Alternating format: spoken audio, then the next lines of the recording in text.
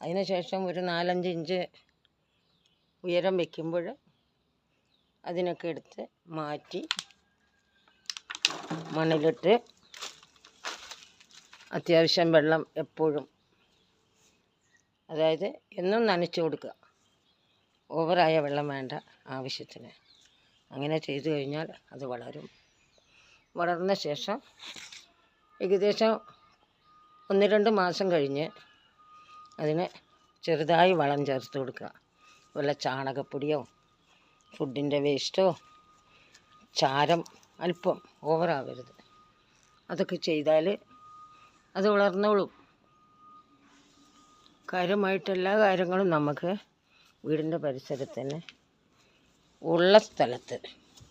ഇനി സ്ഥലമില്ലാത്തവരാണെങ്കിൽ അതിനുള്ള ബാഗുകളുണ്ടല്ലോ, വെറും പ്ലാസ്റ്റിക് തന്നെ നമ്മൾ കടയിൽ നിന്നൊക്കെ കൊണ്ടുവരുന്നത് എടുത്ത് സൂക്ഷിച്ച് വെച്ച് ഒരു ഡബിളാക്കിയിട്ട് അത് കുറച്ച് കനം ആക്കിയ ശേഷം അതിൽ മണ്ണിടുക, ഒരു തുളയിടുക. ജലാംശം നഷ്ടപ്പെടുകയും ചെയ്യരുത്, എന്നാൽ ഓവറായിട്ടുള്ള വെള്ളം അതിൽ കങ്ങി നിൽക്കാൻ പാടില്ല. ആ രീതിയിലൊക്കെ ചെയ്തു കഴിഞ്ഞാൽ നമുക്ക് അത്യാവശ്യം ഒരു വീട്ടിലേക്ക് വേണ്ട നല്ല ഇനങ്ങൾ ഉണ്ടാക്കാൻ പറ്റും. ഈ ചെറിയ ചെടികളിൽ നിന്നൊക്കെ ഞാൻ പച്ചമുളക് ഒരു വർഷമായിട്ട് അറുത്തുകൊണ്ടിരിക്കുക. 3-4 ഒക്കെ കിട്ടും. എന്നാൽ അതൊരു രുചിയാണല്ലോ. നമ്മൾ പുറമേന്ന് ധാരാളം വളം ചേർത്ത് ഇല്ലാത്ത പൈസ ഉണ്ടാക്കി കൊടുത്ത് വീട്ടിലെത്തി അതിൻ്റെ വേസ്റ്റൊക്കെ കളഞ്ഞ് അത് പാത്രത്തിലിട്ട് വേവിക്കുമ്പോൾ പാതിയും അത് വളം അംശങ്ങളാണ്. ഒറിജിനാലിറ്റി കുറയും. അപ്പോൾ നമ്മൾ കഴിയുന്നത്, ഇത് കോവയ്ക്കയാണ്, ഞാൻ ഉണ്ടാക്കിയതാണ്. 2 മാസമായിട്ടുള്ളപ്പോഴേക്കും പടർന്നു. അങ്ങനെ ആവശ്യത്തിന് വെള്ളം ഒഴിച്ചു കൊടുക്കാൻ തൊട്ടടുത്ത് തന്നെ ഒരു തൊട്ടി അടച്ച് വെച്ചാൽ നമുക്കത് എടുത്തിട്ട് ചെയ്യാം.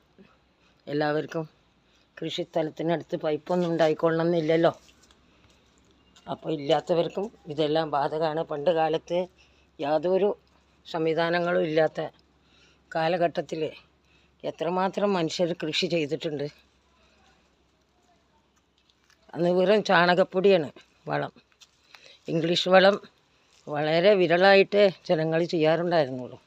അന്ന് അതിൻ്റെ വലിയ സംവിധാനമൊന്നും ഉണ്ടായിരുന്നില്ല. ഒരു 10-50 വർഷങ്ങൾക്ക് മുന്നേ സാധാരണക്കാരായ ജനങ്ങൾക്ക് ഉണ്ടായിരുന്നില്ല. ഇത് 18 പട്ട തെങ്ങാണ്.